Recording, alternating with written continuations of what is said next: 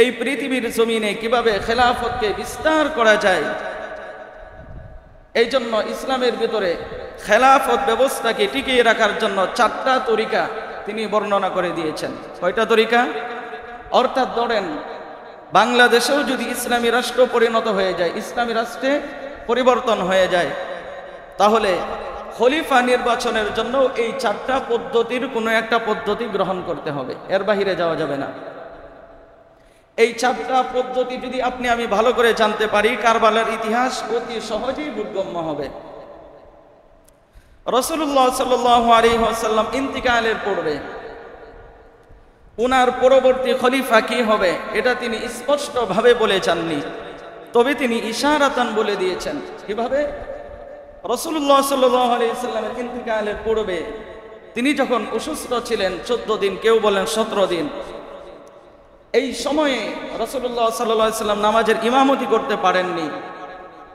এই সময় তিনি আয়েশাকে বললেন, হে আয়েশা, তুমি বলে দাও আমার পরবর্তীতে আমার জায়গায় ইমামতি যেন করে আবু বকর সিদ্দিক রাদিয়াল্লাহু তাআলা আনহু। এর দ্বারা ইশারাতান বোঝা যায় যে রাসূলুল্লাহ সাল্লাল্লাহু আলাইহি ওয়াসাল্লামের পরবর্তী খলিফা কি হবে? আবু বকর রাদিয়াল্লাহু তাআলা। ইতিহাস তাই বলে, আপনি আমি তাই জানি। রাসূলুল্লাহ সাল্লাল্লাহু আলাইহি ওয়াসাল্লামের যখন ইন্তেকাল হয়ে গেল, আবু বকর রাদিয়াল্লাহু তাআলা আনহু তিনি খলিফার মসনদে আসন গ্রহণ করলেন। তো সিদ্দিক আকবর রাদিয়াল্লাহু তাআলা আনহু ইন্তিকালের কিছুদিন পূর্বে উনার পরবর্তী খলিফা কে হতে পারে, এই জন্য তখনকার সময়ে কিছু লোকের সাথে একটা পরামর্শ করে জিজ্ঞেস করলেন, এই বলতো উমর লোকটা কেমন? এখন এইদিকে একজন বলে, না অত্যন্ত ভালো, অত্যন্ত ভালো, ওনার মতো মানুষ হয় না। আবার এই দিক থেকে আরেকজন বলে সবই ঠিক আছে, কিন্তু ওনার রাগ একটু বেশি। ওনার রাগ কি একটু বেশি। তখন সিদ্দিক আকবর রাদিয়াল্লাহু তাআলা আনহু বললেন, কি যে বলো তোমরা, আসমানের নিচে জমিনের উপরে সাহাবায়ে কেরামের মধ্য থেকে আমি উমরের মতো শ্রেষ্ঠ আর কোনো মানুষ খুঁজে পাই না। তাহলে খলিফা নির্বাচনের 1 নম্বর পদ্ধতি হলো, রাসূলুল্লাহ সাল্লাল্লাহু আলাইহি ওয়াসাল্লাম সরাসরি নাম বলেননি, তিনি ইশারাতান বলে দিয়েছেন বা বুঝিয়েছেন। 2 নম্বর, আবু বকর রাদিয়াল্লাহু তাআলা আনহু তিনি পার্সোনাল কিছু লোকের সাথে পরামর্শ করলেন যে তারপরে খলিফা কে হতে পারে, এবং সকলেই বললেন যে আপনার পরে উমর হতে পারে। তাহলে প্রথমে ইঙ্গিত দিয়ে বললেন এবং আবু বকর রাদিয়াল্লাহু তাআলা আনহু সরাসরি নাম ঘোষণা করলেন। এখন উমর রাদিয়াল্লাহু তাআলা আনহুর ইন্তিকালের পূর্বে ইল্লাল্লাহ লা ইলাহা ইল্লাল্লাহ লা ইলাহা ইল্লাল্লাহ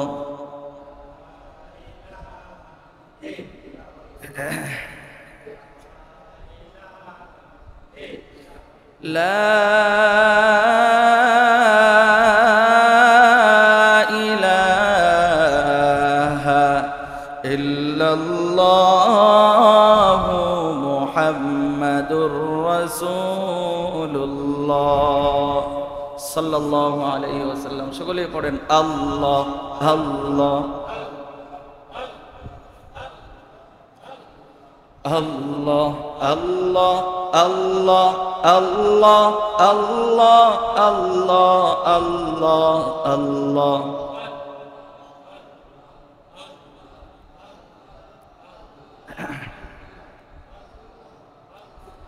লা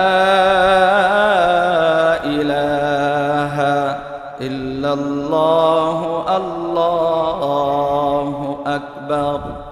سبحانك لا علم لنا إلا ما علمتنا إنك أنت العليم الحكيم ربي زدني علما ربي زدني علما رب اشرح لي صدري ويسر لي أمري واحلل عقدة من لساني الحمد لله ثم الحمد لله। আল্লাহ পাকের দরবারে অসংখ্য অগণিত শুকরিয়া জ্ঞাপন করছি যে মহান রব্বুল ইজ্জত ওয়াল জালালি ওয়াল ইকরাম আপনাকে আমাকে আজকের এই জুমাবারে মসজিদে আসার ও বসার তৌফিক দান করেছেন, এই জন্য সকলেই দিল খুলে প্রাণ ভরে দিল উজাড় করে দিয়ে তার শেখানো ভাষায় সকলেই পড়ে নিচ্ছি আলহামদুলিল্লাহ। সম্মানিত মুসল্লিয়ানে কেরাম, আজকে আমরা যে বিষয়টি নিয়ে আলোকপাত করব, বিষয়টি হলো কারবালার মর্মান্তিক ইতিহাস। কারবালার ইতিহাস নিয়ে আজকের এই জুমাবারে আমরা আলোচনা করব। আল্লাহ রাব্বুল আলামিন আমাদের সকলকে ধৈর্য সহকারে মনোযোগ দিয়ে আমলের নিয়তে কথাগুলো শোনার তৌফিক দান করুক, সকলেই বলি আমিন। আলোচনা শুরু করার প্রারম্ভেই আজকের এই পবিত্র দিনে, আজকের এই পবিত্র মুহূর্তে, আজকের অত্যন্ত ফজিলতপূর্ণ দিনে আমরা গভীর শ্রদ্ধার সাথে স্মরণ করে নিচ্ছি তাদেরকে যাদের অক্লান্ত পরিশ্রমের বদৌলতে এই বাইতুন নূর কেন্দ্রীয় জামে মসজিদের প্রতিষ্ঠা হয়েছে, কিন্তু অনেকেই আজকে চিরবিদায় নিয়ে মাটির বুকে ঘুমাচ্ছেন। রব্বে কারীম যেন তাদের সকলের কবরগুলোকে জান্নাতের উঁচু মাকাম দান করেন, সকলেই বলি আমিন। এবং আমরা যারা মেহনত করছি, সময় দিচ্ছি, ঘাম দিচ্ছি, পরিশ্রম করছি, রব্বে কারীম যেন আমাদের সকলের এই মেহনতগুলাকে, ঘামগুলাকে, পরিশ্রমগুলাকে জান্নাতে যাওয়ার মাধ্যম হিসেবে গ্রহণ করেন, সকলেই বলি আমিন। মুহতারাম হাজিরিন, মুহররম মাস যখনই চলে আসে তখনই প্রত্যেকটা ইমানদার, প্রত্যেকটা মুসলিম ভাই বোন অর্থাৎ সকলের অন্তরেই, সকলের মস্তিষ্কেই, সকলের দিল ও দেমাগের ভিতরে একটা বিষয় ঘুরপাক খায়, সেটা হলো কারবালার ইতিহাস। আর এই কারবালার ইতিহাস রাসূলুল্লাহ সাল্লাল্লাহু আলাইহি ওয়াসাল্লাম ওনার ইন্তেকালের 50 বছর পরে সংগঠিত হয়েছে। কত বছর পরে? আরো জোরে বলেন, নবীজির ইন্তেকালের কত বছর পরে? 50 বছর পরে কারবালার ইতিহাস সংগঠিত হয়েছে। এবং ওই ইতিহাসটা সংগঠিত হয়েছিল মুহররম মাসের 10 তারিখে। কোন তারিখে? মুহররম মাসের 10 তারিখে। মুহতারাম হাজিরিন, তো আমরা কারবালার ইতিহাস যদি ভালো করে জানতে চাই, ইতিহাস তো ইতিহাসে আপনি আমি সারাদিন পড়লেও অনেক সময় এটা বোধগম্য হয় না, এটা যেখানে প্রবেশ করে না, ঢুকে না। আর ওই ইতিহাসটাকে আমি 30 মিনিট 25 মিনিটের ভিতরে বলবো, তাহলে কত সংক্ষেপ হবে বুঝতেই তো পারছেন। এরপরেও খুব মনোযোগ দিয়ে যদি শুনেন তাহলে আশা করা যায় ইনশাআল্লাহ সমস্ত প্রশ্নের জবাব পেয়ে যাবেন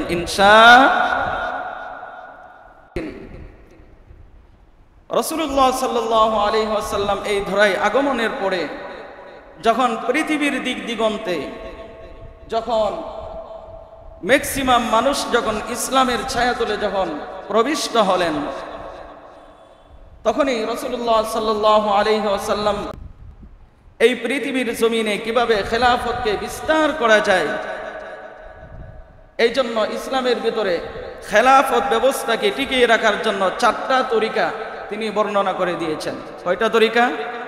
অর্থাৎ ধরেন বাংলাদেশেও যদি ইসলামী রাষ্ট্র পরিণত হয়ে যায়, ইসলামী রাষ্ট্রে পরিবর্তন হয়ে যায়, তাহলে খলিফা নির্বাচনের জন্য এই 4টা পদ্ধতির কোনো একটা পদ্ধতি গ্রহণ করতে হবে, এর বাহিরে যাওয়া যাবে না।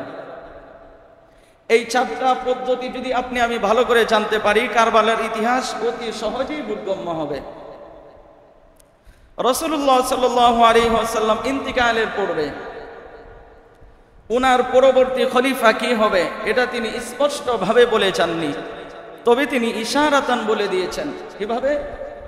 রাসূলুল্লাহ সাল্লাল্লাহু আলাইহি ওয়াসাল্লামের ইন্তিকালের পূর্বে তিনি যখন অসুস্থ ছিলেন 14 দিন, কেউ বলেন 17 দিন, এই সময়ে রাসূলুল্লাহ সাল্লাল্লাহু আলাইহি ওয়াসাল্লাম নামাজের ইমামতি করতে পারেননি। এই সময় তিনি আয়েশাকে বললেন, হে আয়েশা, তুমি বলে দাও আমার পরবর্তীতে আমার জায়গায় ইমামতি যেন করে আবু বকর সিদ্দিক রাদিয়াল্লাহু তাআলা আনহু। এর দ্বারা ইশারাতান বোঝা যায় যে রাসূলুল্লাহ সাল্লাল্লাহু আলাইহি ওয়াসাল্লামের পরবর্তী খলিফা কি হবে? আবু বকর রাদিয়াল্লাহু তাআলা। ইতিহাস তাই বলে, আপনি আমি তাই জানি। রাসূলুল্লাহ সাল্লাল্লাহু আলাইহি ওয়াসাল্লামের যখন ইন্তেকাল হয়ে গেল, আবু বকর রাদিয়াল্লাহু তাআলা আনহু তিনি খলিফার মসনদে আসন গ্রহণ করলেন। তো সিদ্দিক আকবর রাদিয়াল্লাহু তাআলা আনহু ইন্তেকালের কিছুদিন পূর্বে উনার পরবর্তী খলিফা কে হতে পারে, এই জন্য তখনকার সময়ে কিছু লোকের সাথে একটা পরামর্শ করে জিজ্ঞেস করলেন, এই বলো তো উমর লোকটা কেমন? এখন এইদিকে একজন বলে, না অত্যন্ত ভালো, ওনার মতো মানুষ হয় না। আবার এই দিক থেকে আরেকজন বলে, সবই ঠিক আছে, কিন্তু ওনার রাগ একটু বেশি। ওনার রাগ কি একটু বেশি। তখন সিদ্দিক আকবর রাদিয়াল্লাহু তাআলা আনহু বললেন, কি যে বলো তোমরা, আসমানের নিচে জমিনের উপরে সাহাবায়ে কেরামের মধ্য থেকে আমি উমরের মতো শ্রেষ্ঠ আর কোনো মানুষ খুঁজে পাই না।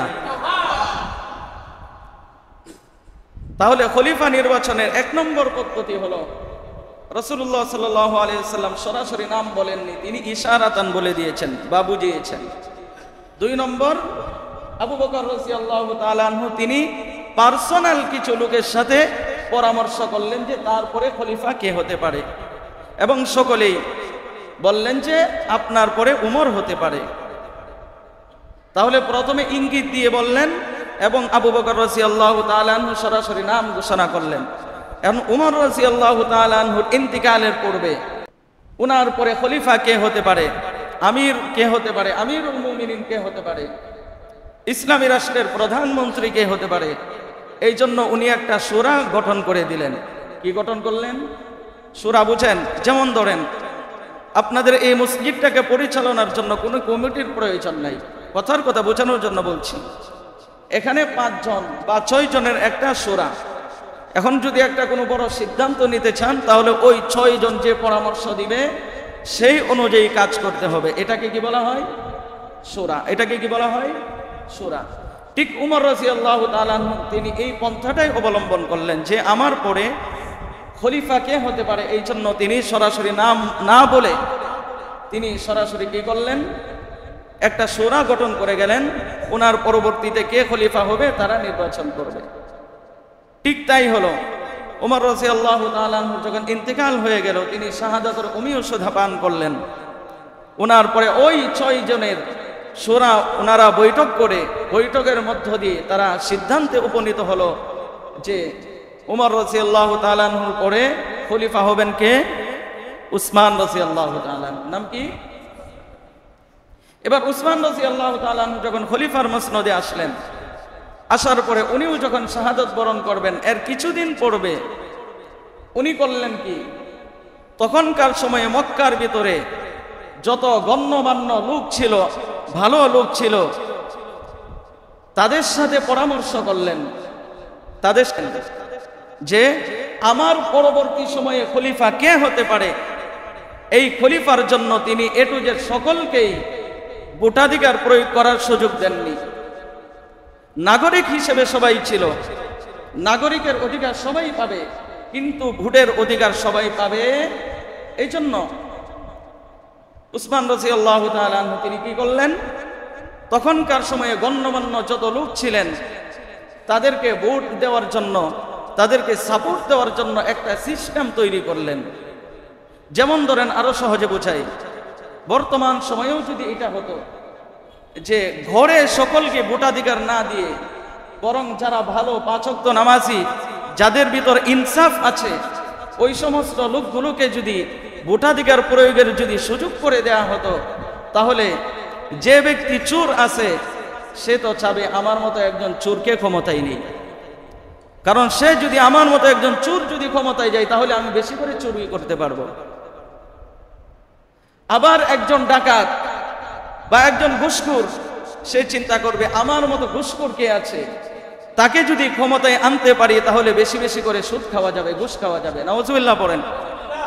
এইরকম ভাবে জিনাকারী, চুগলখুরি, প্রত্যেকটা খারাপ ব্যক্তি সে চাবে কিভাবে সমাজের ভিতরে আমার মতো একজন জিনাখোরকে আনতে পারি।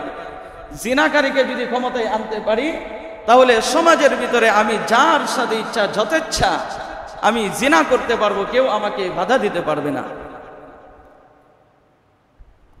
এই জন্য উসমান রাদিয়াল্লাহু তাআলা আনহু তিনি সকলকে এ টু জেড ভোটাধিকার প্রয়োগের ক্ষমতা দেননি, বরং যে সবচাইতে যোগ্য, কোনটা ভালো কোনটা মন্দ সেটা যাচাই করার মতো তার ক্ষমতা আছে, ওই রকম ভালো ভালো লোকগুলোকে খুঁজে খুঁজে খুঁজে খুঁজে উসমানের পরবর্তী খলিফা কে হতে পারে তাদেরকে খলিফা নির্বাচনের অনুমতি দিলেন। তাহলে এক নম্বর হলো নবীজি ইশারাতান বলে দিয়েছেন, বুঝিয়েছেন যে ওনার পরে খলিফা আবু বকর হবে। আবার আবু বকর পার্সোনাল কিছু লোকের কাছে বলেছেন যে উমর লোকটা কেমন, নাম ঘোষণা করে দিয়েছেন। উসমান সরাসরি নাম না ঘোষণা করে তিনি শূরা কমিটি গঠন করলেন। এরপরে উসমান রাদিয়াল্লাহু তাআলা আনহুর পরে আলী রাদিয়াল্লাহু তাআলা আনহু, উনার পরে কে খলিফা হতে পারে এই জন্য এ টু জেড সকলকে না দিয়ে এলাকার ভিতরে গণ্যমান্য নামাজি যারা ভালো লোক আছে তারা যেন ভোট দিতে পারে এই জন্য তিনি ব্যবস্থা করলেন। তাহলে খলিফা নির্বাচনের সিস্টেম কয়টা? আরো জোরে বলেন কয়টা হলো? চারটা হলো। চারটা, কারণ আলী রাদিয়াল্লাহু তাআলা আনহু তো তিনি সকলকে দেন নাই। উমর রাদিয়াল্লাহু তাআলা, উসমান রাদিয়াল্লাহু তাআলা আনহু তিনি কি করলেন? সকলকে দেন নাই, না দিয়ে এলাকার ভিতরে গণ্যমান্য যারা আছে ওনারা যেন ভোট দিতে পারে এই জন্য ব্যবস্থা করলেন। কথাটা মনে হয় বুঝাইতে পারি নাই। এক নম্বর নবীজি উনি ইশারাতান আবু বকরকে বুঝিয়েছেন। দুই নম্বর উমর, উনি সরাসরি নাম ঘোষণা না করে তিনি কি করলেন? দুই নম্বর হলো আবু বকর, প্রথম তো নবীজি, দুই নম্বরকে আবু বকর, উনি সরাসরি উমরের নাম বলে দিয়েছেন। তিন নম্বর হলো উমরের পরে কে ক্ষমতার মসনদে ছিলেন? উসমান। এই উসমান কিভাবে ক্ষমতায় আসতে পারে এই জন্য তিন নম্বরে উমর রাদিয়াল্লাহু তাআলা আনহু একটা শূরা কমিটি গঠন করলেন। চার নম্বরে উসমান রাদিয়াল্লাহু তাআলা আনহু পরবর্তীতে ক্ষমতার মসনদে কে আসবে এই জন্য তিনি সকলকে ভোটাধিকার প্রয়োগের ক্ষমতা না দিয়ে বরং এলাকার ভিতরে গণ্যমান্য যারা আছে তারা যেন ভোট দিতে পারে যাকে মন ইচ্ছা তাকে, এই জন্য তিনি একটা আপনার সার্টিফিকেটের ব্যবস্থা করে দিলেন। এই চারটা পদ্ধতি বর্তমান সময়েও যদি এটা হয়, যারা এলাকার ভিতরে 5 ওয়াক্ত নামাজি, মদখোর, গাঁজাখোর, এবা টেবা ইত্যাদি ইত্যাদি খায়, ওরা যদি ক্ষমতার মসনদে যদি মানুষকে ঢুকাইতে চায় তাহলে তো সুদখোর ঘুষখোরকেই ঢোকায়। বর্তমান সময় এটা করলে এলাকার ভিতরে খুব ভালো হবে। এলাকার ভিতরে চুরি, ডাকাতি, জিনা, বেবিচারি কিচ্ছু থাকবে না। তো যাই হোক, এই আলী রাদিয়াল্লাহু তাআলা আনহুর পরবর্তীতে ক্ষমতার মসনদে যিনি আসলেন তিনি হলেন মুয়াবিয়া রাদিয়াল্লাহু তাআলা আনহু। নাম কি? এই মুয়াবিয়া রাদিয়াল্লাহু তাআলা আনহুকে ওই রকম ভাবে এলাকার ভিতরে যারা গণ্যমান্য ভালো লোক ছিলেন ওনারাই তাকে ভোট দিলেন। ওই ভোটে নির্বাচিত হয়ে মুয়াবিয়া রাদিয়াল্লাহু তাআলা আনহু তিনি ক্ষমতার মসনদে আসলেন। এখন মুয়াবিয়া রাদিয়াল্লাহু তাআলা আনহু আসার পরে ওনার ইন্তেকালের পূর্বে গণ্যমান্য কিছু লোককে এনে উনি জিজ্ঞেস করলেন যে আমি আমার পরবর্তী সময়ে ক্ষমতার জন্য উপযুক্ত মনে করছি আমার ছেলে ইয়াজিদকে। কি বললেন? যে ওনার পরে ক্ষমতার জন্য উপযুক্ত মনে করছেন কাকে? ওনার ছেলে ইয়াজিদকে। এইদিকে হুসাইন রাদিয়াল্লাহু তাআলা আনহু যখন এই কথা জানতে পারলেন যে মুয়াবিয়ার ছেলে যদি ইয়াজিদ যদি ক্ষমতায় যায় তাহলে ইসলামের যে সৌন্দর্য আছে এটাকে নষ্ট হয়ে যাবে। কারণটা হলো পরবর্তীতে বাবের ছেলে, সে বাবের পরে সন্তানই ক্ষমতায় যাবে, যোগ্য হোক অযোগ্য হোক, ভালো হোক মন্দ হোক। এই জন্য এই প্রথাকে বন্ধ করার দরকার আছে না নাই? আরো জোরে বলেন, দরকার আছে না নাই? এই জন্য হুসাইন রাদিয়াল্লাহু তাআলা আনহু তিনি এটা চাচ্ছিলেন না যে মুয়াবিয়ার ছেলে ইয়াজিদ সে ক্ষমতায় যাক।